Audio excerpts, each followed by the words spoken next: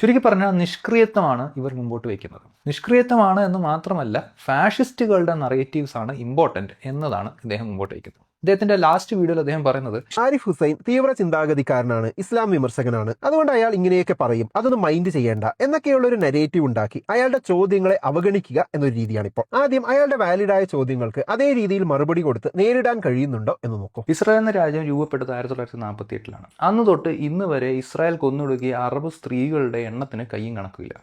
ആ ഇസ്രായേലിൻ്റെ ഫ്ലാഗ് വെച്ച് ഞാനൊരു സയനിസ്റ്റ് ആണ് എന്ന് പറഞ്ഞുകൊണ്ട് വീഡിയോ ചെയ്യുന്ന ആരിഫ് ഹുസൈനോട് മല്ലു അനലിസ്റ്റിന് യാതൊരു ധാർമ്മിക രോഷവുമില്ല. കഴിഞ്ഞ 2.5 കൊല്ലമായിട്ട് ഇസ്രായേൽ ചെയ്യുന്ന ഗാസയിലുള്ള ജനോസൈഡ് ന്യായീകരിക്കുന്ന വീഡിയോ നിരന്തരം ഇറക്കുന്ന വ്യക്തിയാണ് ആരിഫ് ഹുസൈൻ.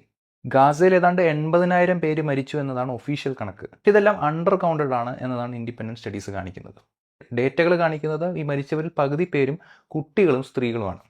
ഈ ഒരു ജനസൈഡിനെ വിളിപ്പിക്കാൻ വേണ്ടി ഇസ്രായേലിൽ പോയി വ്ളോഗ് ചെയ്ത വ്യക്തിയാണ് ആരിഫ് ഹുസൈൻ. അത് ചെയ്യുമ്പോൾ മല്ലു അനലിസ്റ്റിന് യാതൊരു ധാർമ്മിക രോഷവുമില്ല.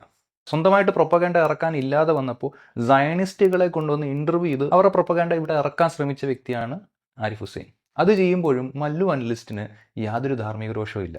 ഗാസയിൽ പട്ടിണിയാണ് എന്ന് വാർത്ത വന്നപ്പോൾ കൂളിംഗ് ഗ്ലാസ് ഉള്ള ഏതോ ഒരു പെണ്ണിനെ കൊണ്ട് നിർത്തിയിട്ട് 10ാം ക്ലാസ്സിലെ പിള്ളേർ പോലും വരയ്ക്കുന്ന ഒരു ഗ്രാഫ് തെറ്റായി വരച്ച് ഗാസയിൽ പട്ടിണിയില്ല എന്ന് കള്ളം പറഞ്ഞ വീഡിയോ ചെയ്ത വ്യക്തിയാണ് ആരിഫ് ഹുസൈൻ.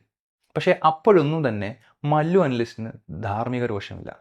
സിനിമകളുടെ ഓരോ സീനിലും എവിടൊക്കെ ഫെമിനിസം കൂടി എവിടൊക്കെ ഫെമിനിസം കുറയുന്നു എന്ന അനാലിസിസ് നടത്തുന്ന ഇദ്ദേഹത്തിന് സുനിത ദേവദാസിനെ ദേവദാസി എന്ന് വിളിച്ച് ആക്ഷേപിക്കുന്നതൊന്നും ഇദ്ദേഹത്തിന് പ്രശ്നമേ അല്ല.